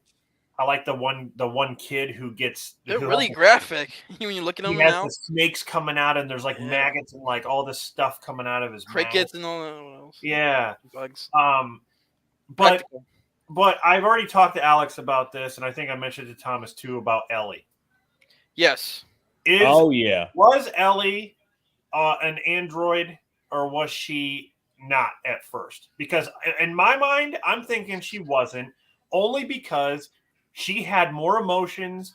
They had sex, for crying out loud, in the hotel room. She had more emotions. He couldn't tell. Than these suited guys. The only time these guys kidnap her, take her to the factory, and she's laying on the table. That's the last time we see her. But before they go and get her, Tom gets her, wakes her up, gets her off the table, and she's not talking at all. She's like, she's not talking at all, but she's running with him. You're not thinking. You're not thinking about it. So I mean, that's a big. To me, that's just like a big loophole. I just don't understand. That means Ellie's alive somewhere. Right. I wish we would have gotten closer to blew that. up. So it makes sense if she wasn't an android. I never thought she was. At first. No. At the end, she is. And then she was like, was there a switch? I watched this last year. Was there, like, did they switch her with the android at the end? Well, if you listen to Colonel Cochran, he says, when he talks about the android guys, he says they're You're talking about the very, very end, right? Right. When he talks about these guys in suits, he says they're really easy to duplicate, which means they get the person and they duplicate him, right? They make him. Yes. They make him out of, basically, because they make masks, but they make these guys. Right. That means either they took Ellie and did surgery or whatever and made her a robot, or they made a duplicate android and Ellie's alive somewhere. I don't think in that amount of time. I know. Didn't that factory explode at the end? The factory exploded, but listen, think about the amount of time she was kidnapped, put on that table, and Tom was trying to infiltrate the factory to save her. And he gets kidnapped himself too. Like yeah, but within that time period, we don't know how much time passes. It would have to be a couple hours. So it took them that long or that's not even long to make.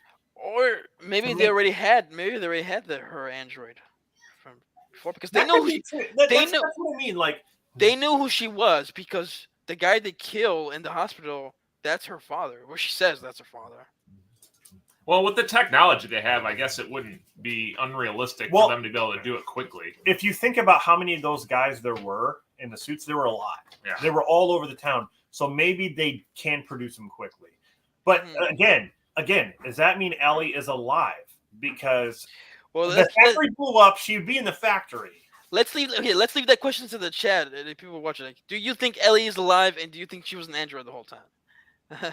Answer that question, chat. That's the question. I would say, regardless, I don't think the human version is alive. I think if they would have duplicated her, they would have killed her. See, there's that point. There's that point, and then either that or she was in the factory and it blew up. And the fact that if they would have made another one to like progress the story a little bit, maybe they could explain it. But that's another problem I have with this movie is the ending. They leave you on a cliffhanger. You don't know if the TV broadcast killed the kids or not, if Tom stopped it. That's kind of makes it creepy, though. You don't know. Yeah, well, I mean, but it ends on such a note to where you're just like, oh, come on. Like you want more. Well, maybe they would have answered it in another one if they made a follow-up, but people want Mike Myers back. You never know. Yeah, but, I mean, you get what I'm saying. Like, I get what you're saying, yeah. It almost, you're thinking in your own mind, did all the kids die? Did it work, or did he stop it? Like, it's just, you don't know. Because they stopped the first two channels pretty easily. They did, yeah. And I'm guessing, maybe they stopped it, but maybe it was too late. I mean, the way he was yelling at the end, it almost made it sound like he didn't, like he was too late. Yeah. But, I mean, I don't know. But anyway, just turn off the TV. Those are just a few gripes, gripes having the film. But other than that, like, I think the acting was great. I think the music, I like the story. The story, for me, the story was something different. It was good. That's what I liked about it. Yeah. So. All right. Dan, what are your thoughts? So, last year... do you want to fix that glare? Or do you want to switch? Oh, sorry. I'm going to shut the door. Yeah. Go ahead. So people can see you. Last year, I bought the Blu-ray box set of the Halloween series, and I watched all of them. And I wish I would have taken written notes instead of mental notes because I can't remember everything. But I can't say with this movie things you guys have already mentioned that I did like. I liked the music. I liked the creep factor as far as how the kids were the ones being affected, and especially that one scene where they're in the room and they are testing and they turn on and the parents and the kid all get killed. That was all good. I also, when I watched this movie last year, I in my mind I separated it from the Halloween franchise with the Michael Myers part of it because again, like as a kid, like everyone said, it's like you're like, oh man, Michael's on in this. It's not a good movie, right? But I will say, even doing that, I didn't think it was a great movie. I feel like there was a lot, even like things you guys already mentioned. I feel like there was a lot of like inconsistencies to the plot, like how did this or that work? But yeah, so overall, I didn't care for this movie. Yeah, that's really all I have. Like, what parts you didn't get? What parts? When they were, like when they were at the motel and the isn't like a limousine pull up and like the head guy gets out. Yeah, and he's talking to him. I don't know. I was like, how did they figure out? I feel like again, like I don't remember quite what the points were, but you say how did they figure out that they were there at the motel? Yeah, and I mean, well, they're watching everybody in town. They keep right. I mean, because there was cameras or something, wasn't there? Yeah. Okay. Yeah, they keep tracking everybody that comes through that town.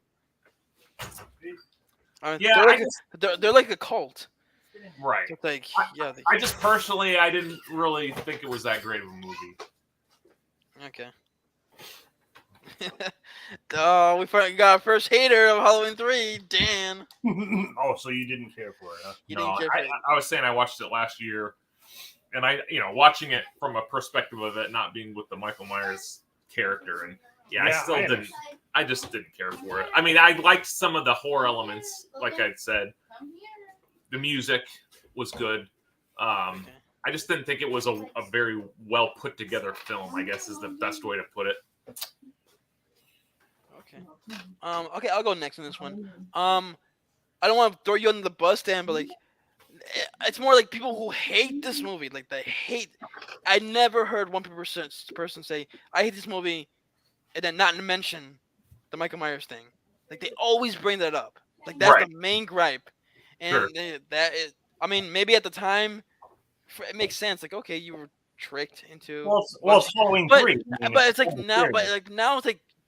Can't people do research? I mean, you can do research on why it was made the way it was made. Oh, sure, yeah, and like I said, that's why when I watched it this time, I knew it already, and I was just watching it as a film, like as its own separate thing. And I mean, it would not. I'm not saying it would be regarded as a masterpiece classic if it was just called Season of the Witch, but it would not be as hated as it was. I agree with what you're saying. I think generally that's true. Mm-hmm.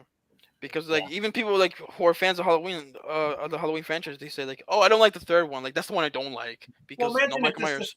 Imagine this coming out like you watch Halloween 1 and 2, and then you watch this for the first time. I can see. Yeah, first time watching it, but I'm telling people's reaction would be like, what?" Yeah, I know that was the reaction at the time, but like I'm talking about now, like people still trash it. Well, yeah, you're not throwing me under the bus because I don't feel like I know you don't. You didn't say you hate it. I'm just saying people hate it. I mean, like I don't want to name any names, Heezy, but people, he doesn't like this either. He hates this one the most. Really? Mm-hmm. Because Michael Myers is not in it.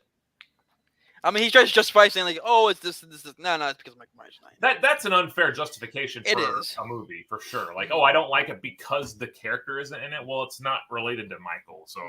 Well, then again, they use the title as an excuse too, because it's Halloween. I mean, using the title, I think that was the only way for them to even get the green line of this movie. Well, which is sad. To get people interested. That's true. Yeah.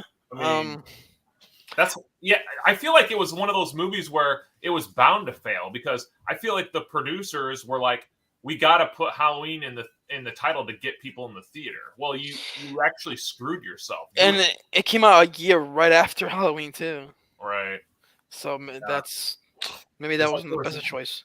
Yeah. But I used to not like this movie. I never hated it because when I saw it on TV, it was actually on the show Svengoolie, and he said in the intro, "Oh, Michael Myers not in it." So I already kind of knew coming in, but I was stuck. I was just confused. I was like, "Why is it called Halloween 3 though?"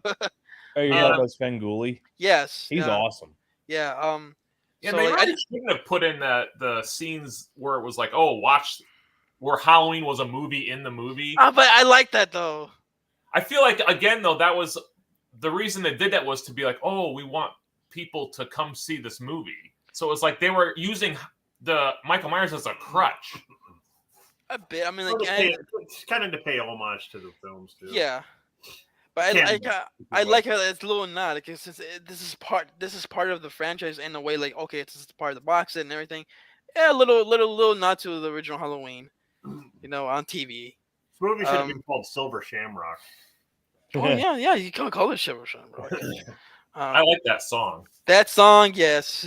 And people say it's annoying. I don't think it's annoying. Like, Halloween. It's not annoying. It's creepy and cool, I say. yeah. It's the Halloween Silver Shamrock. Which is like it's funny because like it's a sort of a parody of the London Bridge falling down. Oh yeah. That's a stupid. Yeah. Which is funny because like that the origin of that song is dark. So it's like, Yeah. This is the Halloween version. Yeah, like Rob said, like the mystery to this movie is like I really like the characters are good, the music, like you mentioned, the opening again, just like the opening to the other movies before this, like the music and like it still has that I totally feel like it still has just some of that John Carpenter DNA to it.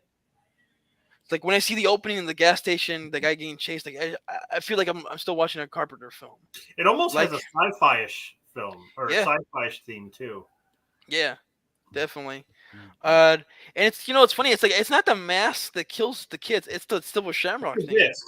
Yeah, Yeah, it's the disc. Like so you just take out the disc and you're watching the Silver Right. Shamrock commercial on which is the mask. Like you'll be okay. Yeah. Yep. But You the see kids that don't when- realize that.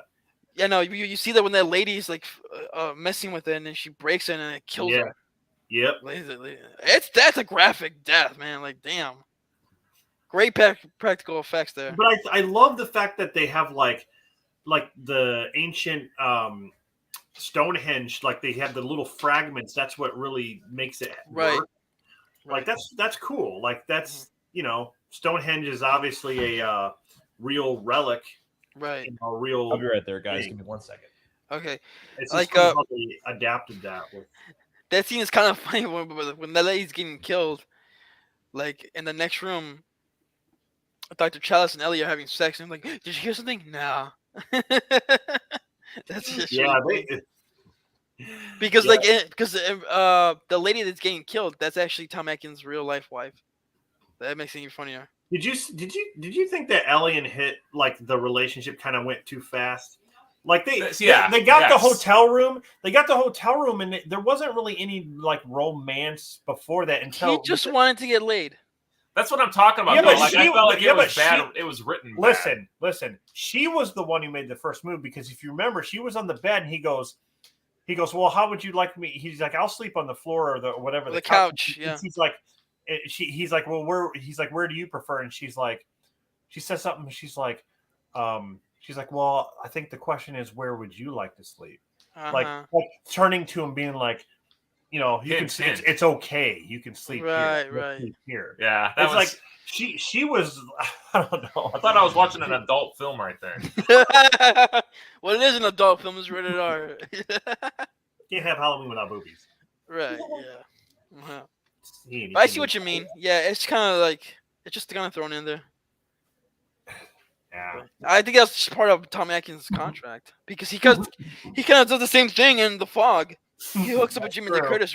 Yeah, he hooks up with Jimmy Lee Curtis like really quickly. That movie.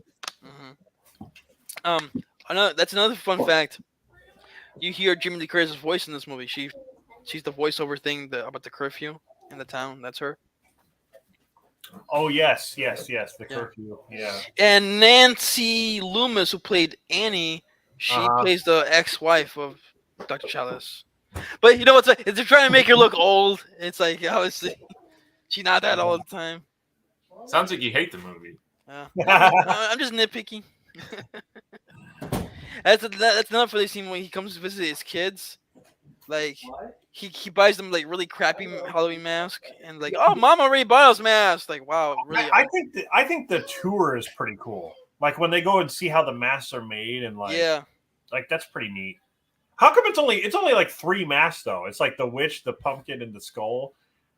They It's only like- had the it's like they only had the 3. budget to make 3. Yeah. The Yeah. Dollar General building. But if you think about it though, because of this movie, those masks are really popular. Yeah. Like they're iconic. Those Yeah. masks are. You know how iconic Michael Myers mask is? Those Yeah. masks are iconic as well. Yeah. So, Because they brought him back later in the series. yeah. Yeah. So, like you mentioned, like the thing, the only like big gripe I have with this movie is like the whole Ellie thing. Like, is she an android? When did that happen? Yeah. Yeah, So it's like, it's just a situation where things happen off camera, and you just gotta like. I really like the Cochrane villain. Like, Oh, he's cool. he's Yeah, underrated. Like, He's Yeah. fucking creepy. yeah. I like his whole explanation of the season of Halloween. It's like, you don't know They anything didn't about include him in Halloween. the Crystal Skull thing at the end when he. What? There was monkeys in the Wait, jungle? no. When what's her name? Kate Blanchett. She's like, I want to know, and then all of a sudden she disappears or she disintegrates or whatever. Colonel Cochrane at the end of this movie, like he's just when the laser things happen, he just like smiles and he's just like this, and then he has this kind of thing like, well played, Atkins. You got me. yeah, he did that, but I'm talking about after that. Then he like just like evaporates or disappears. Oh yeah, I'm like, that oh, effect's what? not that good. That. Yeah, It's like, at least he didn't say, I want to know. I know, want to yeah, know." with the bad Russian accent. You know, it's funny. Every time the androids like they have like this weird liquid to them. When they Yeah, get destroyed. I like when Tom Atkins he punches through one of the androids and it's like this liquid. Oh, it looks like thick orange juice or something. It almost What the reminded me of hell's like Alien 1. Yeah, I think that was probably like one of the inspirations right there with the androids. Like, Yeah. They have to have this weird liquid to them Yeah. Mhm. instead of blood. Yeah, that scene when they killed the homeless man, like that's brutal. Yeah. Just freaking decapitate him. Yeah. Yeah. Yeah, those guys. I like when Tom Atkins he's running around the town and he's trying to dodge. Like those suited guys are like driving all crazy. They're like driving around town trying to find him, and like he's like sitting there dodging everything. He's like, oh, he's Batman at that point. And I mentioned they're like a cult. They kind of like they make sure they don't have any loose ends. They kill that one nurse that was trying to help Dr. Chalice with the whole investigation, and they kill her with the drill. The one on the android kills. And then Ellie, after they go to the tour, Ellie sees her father's car, right, in the shed, and she's like, I think that's my father's car. And then those guys stand in front of it, and then it's just like. It's yeah, they're just coming to understand. If I saw my father's car, I'd be like, Mr. Cochrane, I need a word with you. Yeah. What's Give that? it back. Give it You back. know, I know she didn't want to be recognized, but I'm just saying, like That's what I'm saying. I feel like the written storyline has a lot of holes or things not filled in. There are holes, yeah, there are. Or like when the Silver Shamrock androids or whatever, they take the lady that got killed to the hospital, to their own hospital. Yeah. Again, like a cult, like cult, like they're like a cult. Yeah. What'd you say? I said that town's dumb. They're just like letting this guy like, do it. Well, we're gonna take him to our hospital. Okay. What about when Tom Atkins throws the mask perfectly over the camera? Yeah. He's just like, and then they didn't want to take it. It was magnetized. And the guy, the people are watching the camera. Those guys are like, "What? Like, well, why is it like that?" They're like this. Yeah, they're like, he's an android. That's why. Yeah. Yeah. What? Isn't there a part where one of the androids sneezes? Yes. I think that's when Cochrane's like, he's like, oh, they do have. He's like, they look human, don't they? They have a human. Like characteristics, attributes and stuff. Yeah. He's like, okay. Yeah, too human. All right, but yeah, overall, I do like this. Isn't that kind of a storyline though that you would never think that it would be in this movie? Like androids, like Right. like the whole mass killing thing is one thing, but the android thing, it's like that's like another thing to it. So if you see some weird looking guys in suits and they have no emotion, they're probably androids. Probably just punch them and find out. Yeah, and a bunch of like I thought they were supposed to be strong androids. I used to think like it was like eggs or yolk or whatever came out of their mouths. It's like almost like Tom Atkins. It's like he found their weakness because remember he was, right. he was having problems with them at first, but then at the one in the field at the end, he was like he just punches through him. Like, He couldn't defeat Android Ellie at the end. He had trouble with her. he had trouble. I don't know what was with her. She was like kept- bionic. She Like, kept coming back at him, the arm and everything. Like, damn. he should have took her back to the hotel and Just did die. it with her. They made different models, like A, B, and C. C, you could punch through. A, were Oh, it was the TX. Yeah. And another, I don't know if you guys brought this up or not, but Halloween 3 is an uncredited voice by Jamie Lee Curtis I mentioned that. You see the town. I mentioned that. Yeah. as the curfew announcer. Yeah, curfew lady. But yeah, that's I got nothing else to say. I do enjoy this movie a lot more than I used to. Yeah, same here. not me. All right. Not me. All right, Thomas, go ahead. You haven't done Halloween 3 yet.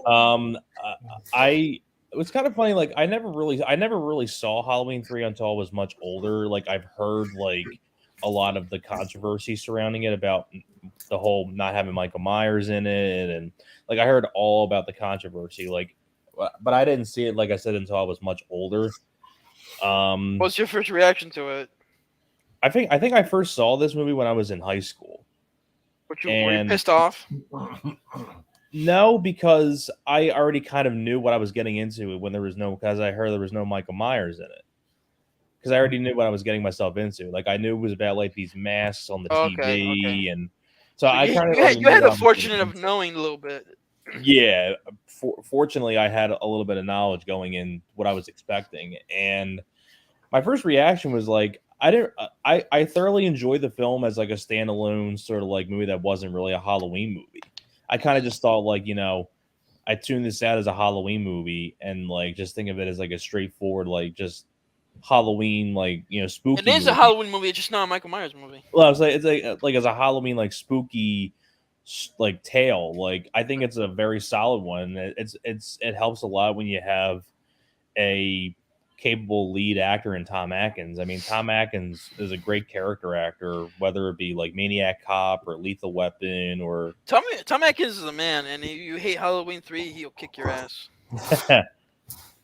And The Fog, of course, great actor. It's the mustache. And still kind of, I mean, oh yeah, that mustache is iconic. Yeah. Iconic mustache. I couldn't tell you who has more of an iconic mustache, that or Alex Trebek. I couldn't tell you. Or Sam Elliott. Or Sam Elliott. Yeah. Tom Selleck, yeah. And I thought Stacey Nelkin did a good job here as the lead female. And I just really enjoyed like the whole idea like of these masks like killing kids. And it's kind of a ballsy idea. Like you wouldn't really see that idea much now these days, considering how what the world is today. Like you wouldn't see like kids being killed in movies. It's like it's kind of a ballsy idea. Like this, like it's like worldwide. Exactly, worldwide. Did they say it was just the United States? I can't remember. I thought it was worldwide. I think they said it was. I thought it was just the whole country, but either way, it's still crazy. Still a crazy idea, like having these kids like being killed by these masks they wear, and they watch this thing on TV, and right.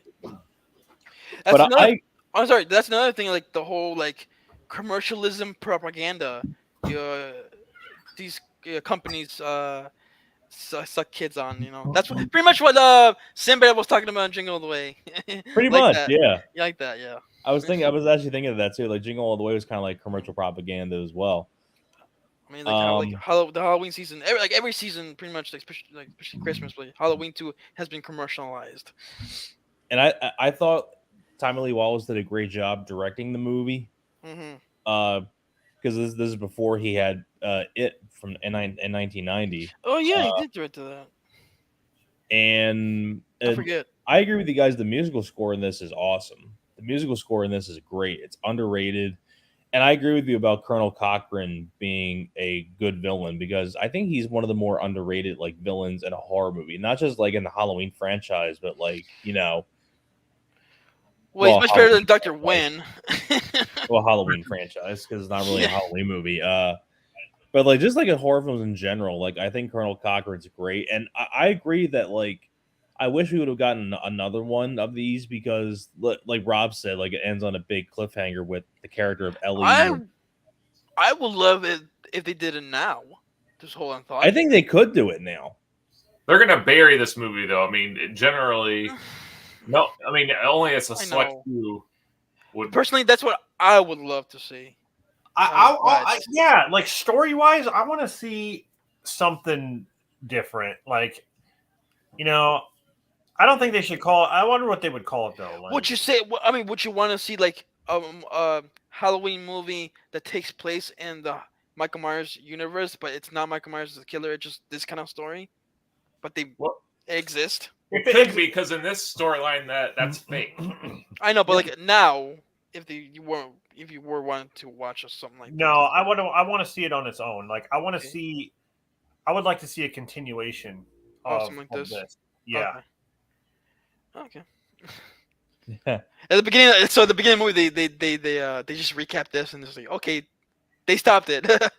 They could call it like the Silver Shamrock Returns or something. Like they could call it something. Like I would love to see. And then what if the kid what if a lot of the population did die and like they're trying to like figure out what to do about it or something. Like it's I don't know. There's stuff they can do. I think if they remade it, it could be done better. Yeah, well, they could, but I don't know.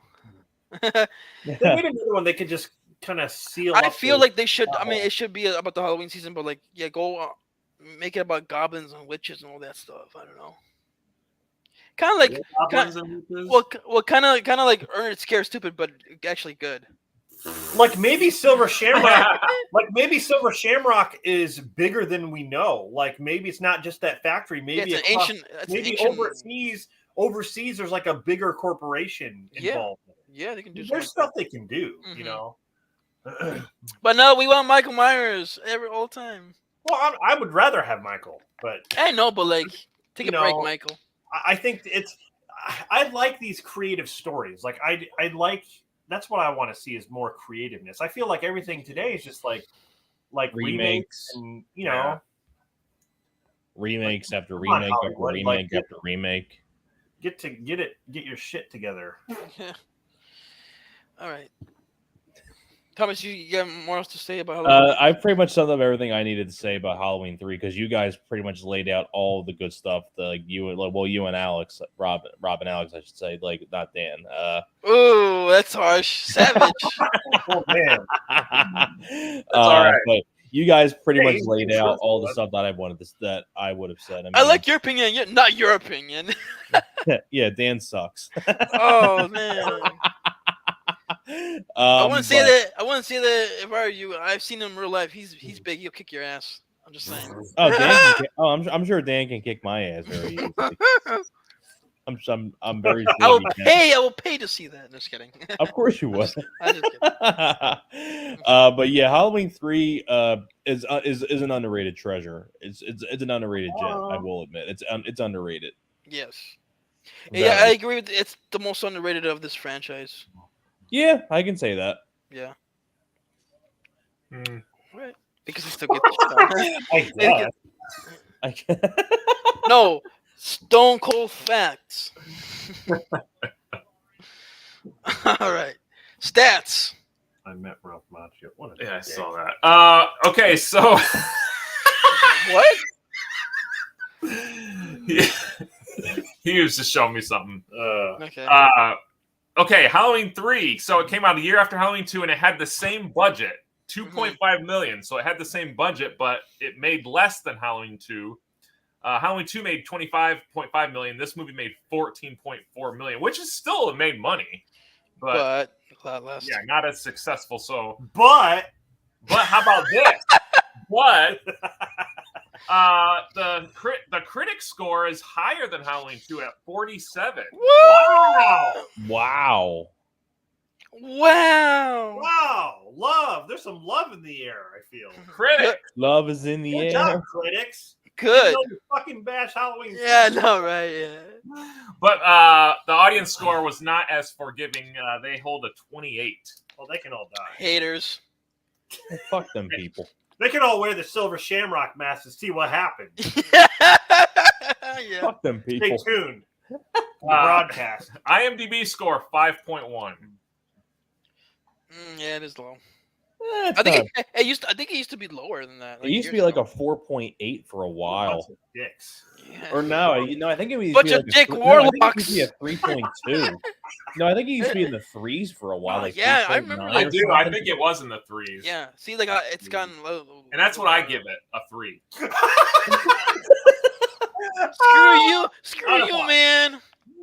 Listen, that's 3 out of all I 5. have to. When I watched this whole series last year, Oh, shit. after each viewing, I did put a rating in on IMDb, and that's what I gave it. Oh, so. shit. And that was fresh. Okay, from okay, right after okay. watching it. Okay, Yes, fresh so in the I'm toilet. gonna wait till you get. Flop. I'm gonna wait till we get to some of the later ones, and I'm gonna compare. Okay. Oh, shit. No, There- I'm comparing as we write. So yeah, Mhm, I yeah. gave Halloween 1 an 8, and I gave Halloween 2 a 6. I know That's you a guys little- think it's low, but That's low, son. Okay. Halloween first. That's pretty low for Halloween 2. Is 6. yeah, I mean the standard IMDb score is 6.5. You don't know what death is. Others. Yeah, You don't know what rating is. Okay. The other ones are going to be. Wait, are you a fan, Dan, of this franchise? Because it doesn't seem like it. No, It's he like- just You know what? I think Dan's he doesn't fanboy out like we do. I guess. no, that's fair. I don't Well, think you- I'm into as horror. You know, you guys are like really horror. Yeah. Well, fans. We're whores. Isn't this Yeah, your- we're whores. Oh, you're horror. Right? Yeah, I would say Friday so. 13th isn't. Like, it's this one. Right. This is my favorite series out of. I mean, as far as like Are the Freddy, big ones? Michael. Yeah, the big ones. The Big heavy three. hitter guys. Yeah. Okay. I mean, we all know we like. So now we know why these ratings are low in IMDb. We know who to blame. I mean, we all know we like the troll movies. It's all good. Well, at least the second one. Oh my god! At least the second one. He looks like David Yost. Oh my gosh, he does. Oh shit! Yeah, you're right. He does. Triceratops. Triceratops, Lose, bitch. you lose.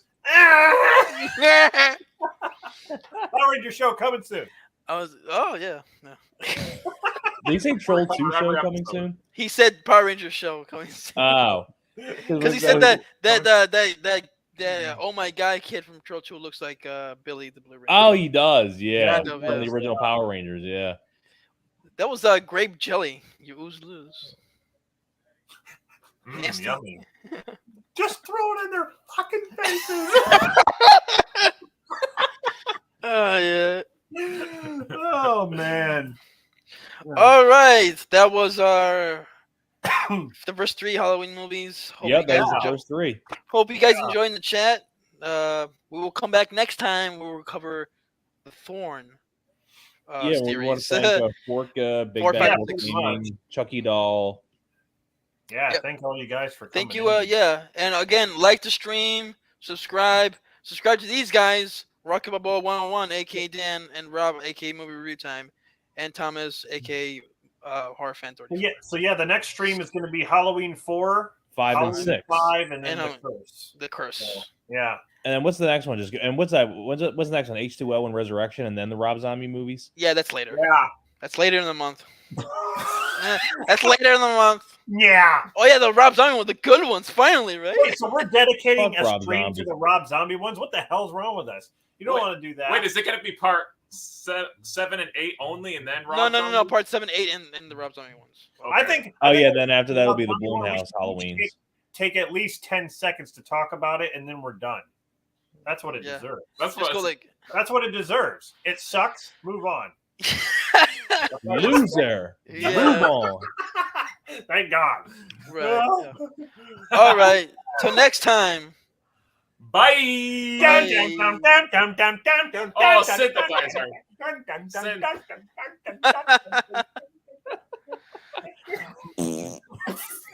Yeah. I'm Ellie. Oh, don't do that to me. Oh man, my hand's filled with I'm an grease. android. I'm gonna break it.